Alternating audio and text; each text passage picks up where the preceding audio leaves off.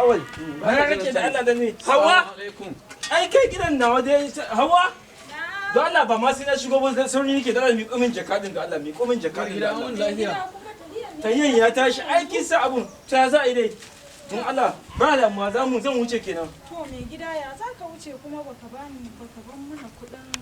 cefane ba a to kaga ko bai dace a ce ka tafi baka musu abinci gaskiya ni na gaya maki malama Hauwa ki hankuruwar gida wannan tafiya din ni ma ya kama wani dole ne ba tare da cikin na sani bane kuma ban da kokobo amma abin da nake so in gaya maki duk abin da kenan ai aboki na nan duk abin da ke san ina yi zai yi kuma duk abin da kike mini ki mashi da Allah yanzu shi zai bani ko menene ko ma menene kika san ina yi ko zai kawo duk abin da nake kawo zo mu je Allah ba sai ka mun tsani magana ba duk abin da kike so in ke bata mashi rai ki bata mini rai zan baki in kin ko bata mashi rai wallahi ki bata mini amini na ne kar ki bata mashi rai mu je duk abin da na nema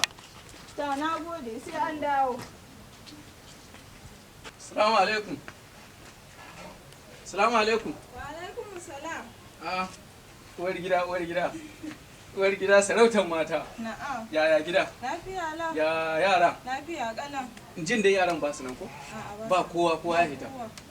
an kawo maki sako jiya an kawo ko ba dai wani matsala to shikenan mu je akwai wani dan matsala guda mu je ciki to kuma mu je ciki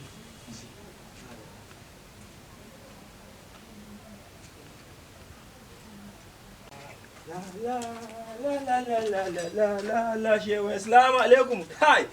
wallahi ta shi ga dai kai sai da wuce alhamdulillah Hawa me gida a'a ya gidan na dawo kai wallahi ya ba a cewa komai dai ina zuwa wallahi alhamdulillah ina zuwa bana kina tare ko ya akai ne zan shiga to bari ya shirya ko ban gane shirya ba waye bari ya shirya in ya hito sai ka shiga ban gane shirya ba waye ke ciki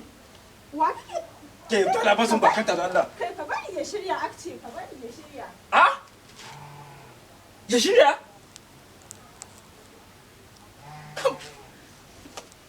wai ban gane wai ya shirya wa ke ce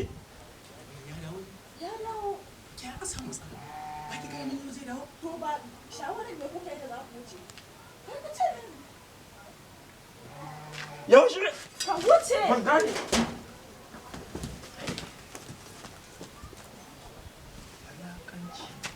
Hawa hito me ne zan gani haka kina wani bata rai me zan gani haka me gida kai ka ce abinda duk kake iya yi mani shi ma zai iya yi mani abinda nike baka in bashi no abinci nake magana Hawa wani bayani da za ka